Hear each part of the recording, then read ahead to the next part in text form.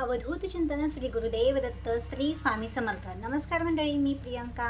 सर्वांच्या मनातील सर्व चांगल्या इच्छा लवकरात लवकर पूर्ण हो म्हणून स्वामींचरणी प्रार्थना करते आणि आजच्या व्हिडिओला सुरुवात करते. तर मंडळी, आज मी व्हिडिओ घेऊन आले आहे तो म्हणजे आलेली आहे 13 जुलै वार सोमवार 2026 रोजी सोमवती अमावस्या आहे. म्हणजे जी सोमवार अमावस्या पडते त्याला सोमवती अमावस्या असे म्हणतात. पण ही अमावस्या दोन्हीमध्ये आहे. म्हणजे काय तर मंगळवारी 14 जुलै या दिवशी सुद्धा ही अमावस्या आहे. म्हणजे दोन्ही अमावस्या असल्यामुळे जी 14 जुलै ह्या दिवशी अमावस्या आहे ती दर्श अमावस्या आहे. तर आपल्याला अमावस्येला काही उपाय करायचे आहेत, काही सेवा करायच्या आहेत आणि काही नियमसुद्धा पाळायचे आहेत, ज्यामुळे आपल्या घरावर आपल्या पतीची व मुलांची प्रगती होते. त्याचबरोबर आपल्या पितरांच्या शांतीसाठी सुद्धा काही उपाय करायचे आहेत.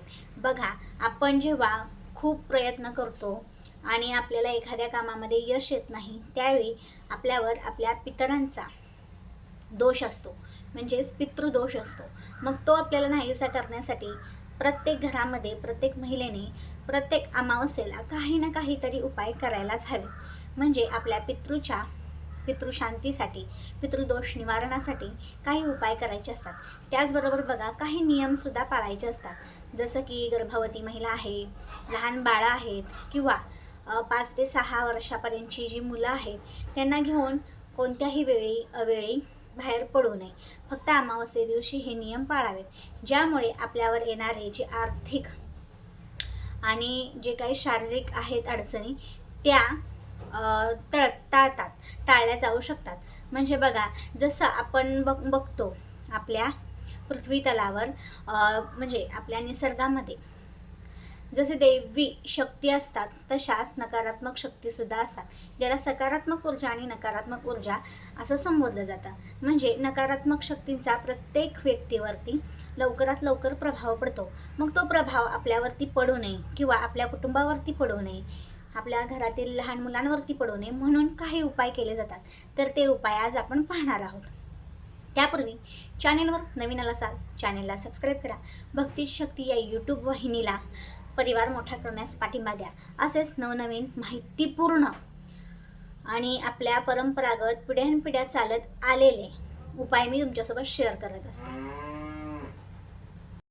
व्हिडिओ सुरू करण्यापूर्वी आणि ही माहिती ऐकण्यापूर्वी जर तुम्ही पहिल्यांदाच आला असाल आपल्या चॅनलवरती तर आपल्या चॅनलला सबस्क्राईब करा आणि कमेंट बॉक्समध्ये ओम नमो भगवते वासुदेवाय नमः किंवा श्री स्वामी समर्थ अवश्य लिहा. त्याचबरोबर हा व्हिडिओ शेवटपर्यंत पाहणाऱ्यांनी आपल्या व्हिडिओला लाईक अवश्य करा.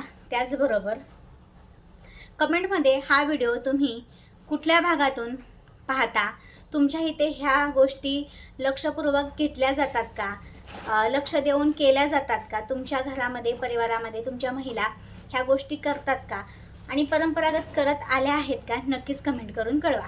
म्हणजे आणि त्याचबरोबर म्हणजे कुठल्या भागातून कुठून पाहता माझा हा व्हिडिओ, म्हणजे मला समजेल की माझा व्हिडिओ कुठपर्यंत पोहोचला आहे.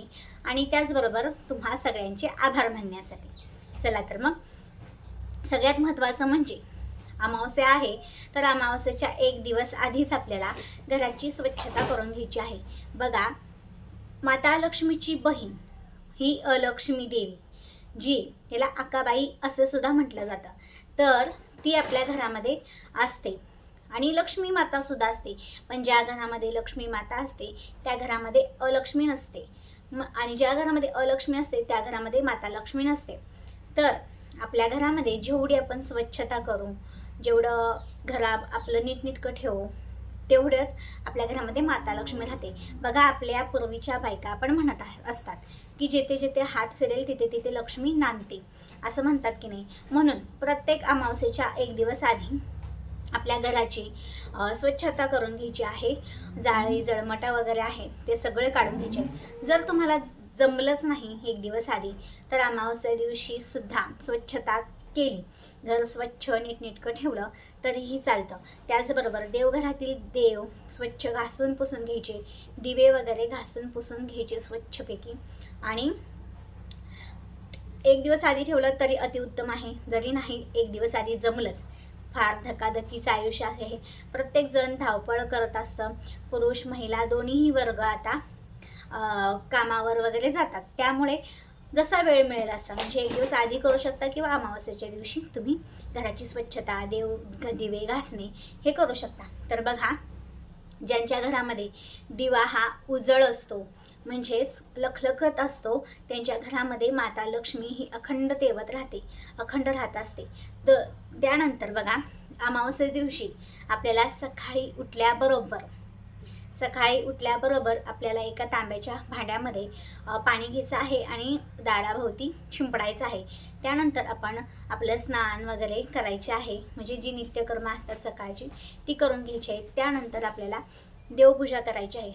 पण स्नान करण्यापूर्वी एक सगळ्यात महत्त्वाची गोष्ट ही करायची आहे. तुम्ही जर तुमच्या घरामध्ये पंचगव्य असेल म्हणजे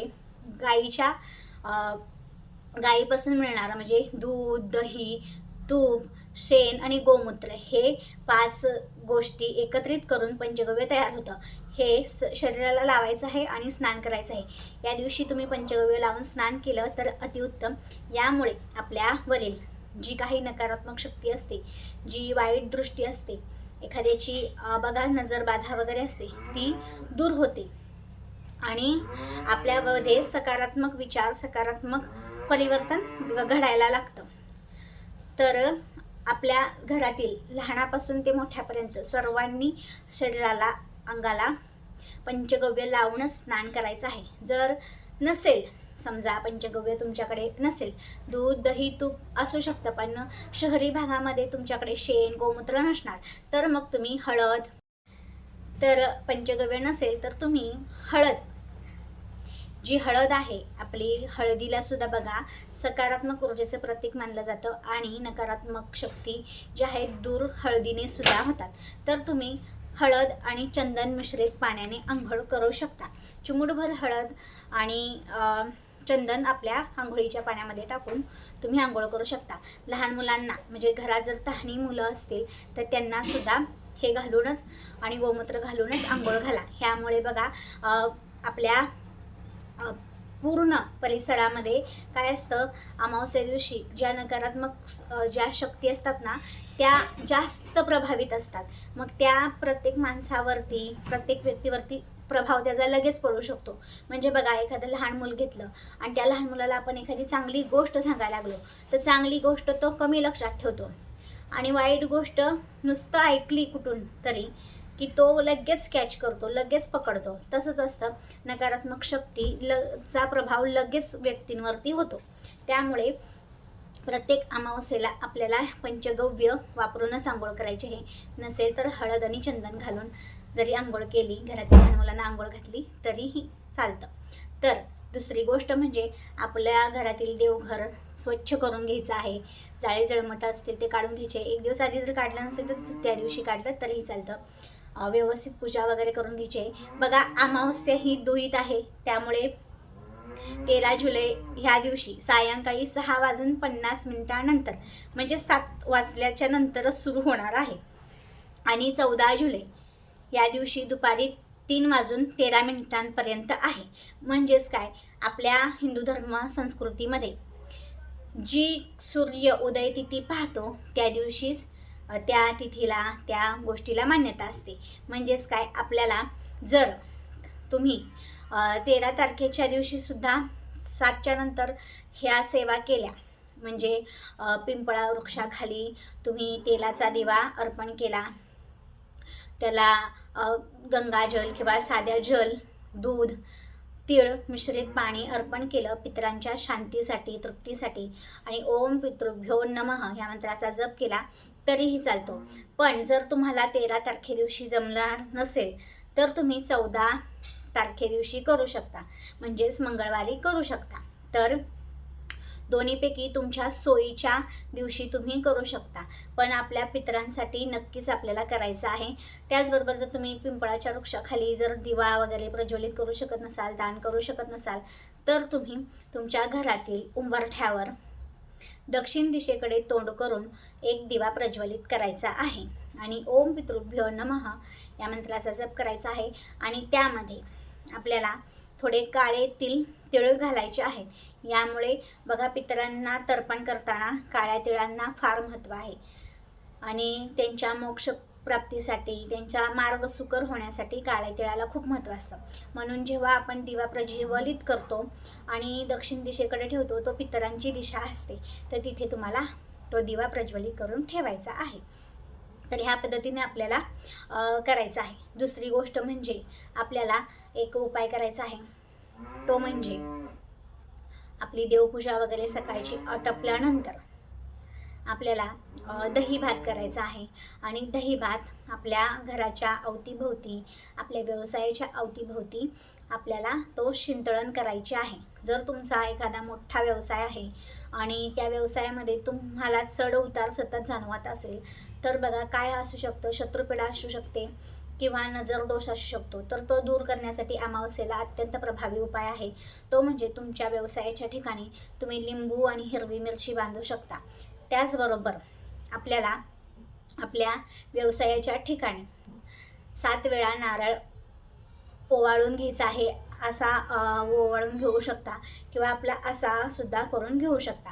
तर तो 7 वेळा ओवाळून त्याच्यावरती कापूर जाळून घ्यायचा आहे आणि मग तो वाढवायचा आहे, म्हणजे फोडायचा आहे आणि त्याचे 2 तुकडे असतात, ते दोन्ही बाजूला फेकायचे आहेत। मग ते कुणीही खाल्लं, म्हणजे कुत्रा, मांजर किंवा कावळ्याने खाल्लं तरीही चालतं, तो घरी खायचं नाही। पण तुमचा व्यवसाय व्यवस्थित आहे, तुम्ही हा उपाय प्रत्येक महिन्याला करता, तर तो नारळ तुम्ही घरी ग्रहण करू शकता। फक्त जर निगेटिव्हिटी दूर करायची आहे, खूप तुम्हाला चढउतार जाणवत आहेत, सतत लॉस होत आहे, तर तो उपाय केल्यावर तो एक नारळ म्हणजे बळी दिल्याप्रकारे असतो, तो तुम्हाला फेकून द्यायचा आहे। त्याचबरोबर अमावस्ये दिवशी अशी प्रथा आहे की गावातील जे म्हसोबा असतो त्या देवाला जातात, मर्याईला जातात। खूप तुमच्या घरावर अडचणी असतील, प्रसंग असतील, काही एखादी व्यक्ती सतत आजारी पडत असेल, तर तिथेही जाऊन तुम्ही नारळ, लिंबू नारळ वाढवून येऊ शकता। यामुळे सुद्धा तुमच्यावरील जी काही संकट वगैरे आहेत ते दूर होतात। तर हे छोटे छोटे उपाय आहेत जे परंपरागत पिढ्यानपिढ्या आपण करत आलेलो असतो, तर ते अवश्य करा। हा व्हिडिओ तुमच्या मित्रपरिवारांसोबत नक्की शेअर करा आणि पुन्हा भेटू पुढच्या व्हिडिओमध्ये। धन्यवाद। कमेंट बॉक्समध्ये ओम नमो भगवते वासुदेवाय नमः अवश्य लिहा किंवा श्री स्वामी समर्थ नक्की लिहा। शेवटपर्यंत व्हिडिओ पाहिल्याबद्दल तुम्हा सर्वांचे मनापासून आभार।